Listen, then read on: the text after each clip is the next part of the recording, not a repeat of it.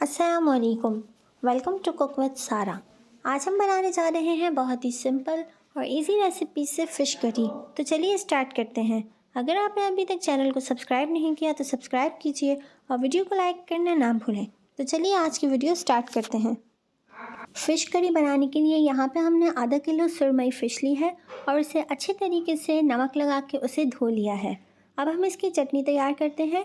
तो चटनी तैयार करने के लिए यहाँ पे हमने मुट्ठी भर धनिया लिया है, साथ ही यहाँ पे 4 से 5 टेबलस्पून के करीब पुदीना लिया है, एक टमाटर लिया है जिसे हमने इस तरीके से क्यूब्स में चॉप कर लिया, इसका हम पेस्ट बना लेंगे। साथ ही यहाँ पे है 5 छोटी हरी मिर्च और 8 से 9 लहसुन के जूए।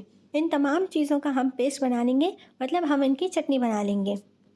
साथ ही एक मीडियम साइज़ प्याज लिया और उसका भी हमने पेस्ट बना लिया है।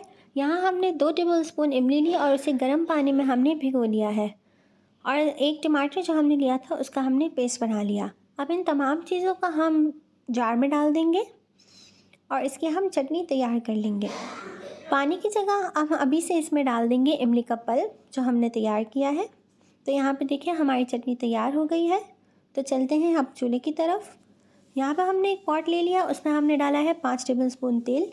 जैसे ही तेल गर्म होगा तो हम उसमें डाल देंगे अपने प्याज का पेस्ट और मीडियम फ्लेम पे इसे भून लेंगे।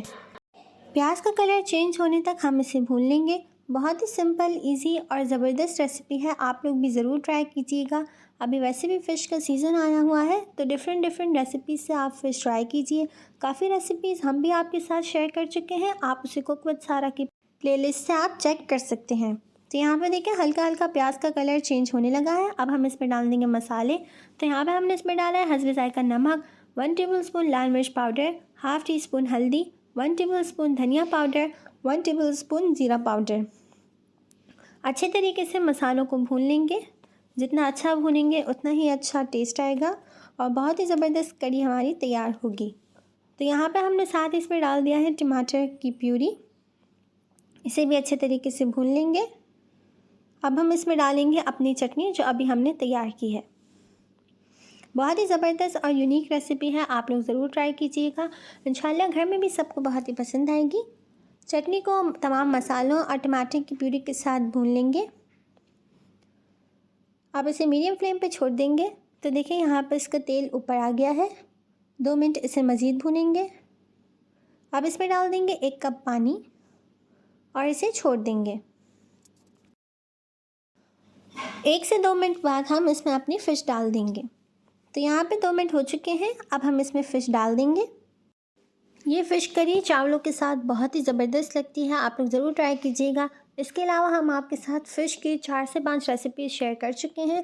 आप सर्च कीजिए fish recipe by cook with Sara, तो वो आपके सामने आ जाएगी। उन रेसिपीज़ को भी ज़रूर वॉच कीजिएगा और उन्हें ट्राई भी कीजिएगा। अब इसे मीडियम फ्लेम पे 10 मिनट के लिए हम छोड़ देंगे। फ़िश में चम्मच बिल्कुल एहतियात से चलाइएगा। देखिए बिल्कुल इस तरीके से कि कहीं फ़िश टूट न जाए। अब हम इसे ढक देंगे 3 से 4 मिनट के लिए। तो यहाँ पे देखिए 3 से 4 मिनट हो चुके हैं और फ़िश करी अल्हम्दुलिल्लाह हमारी तैयार है।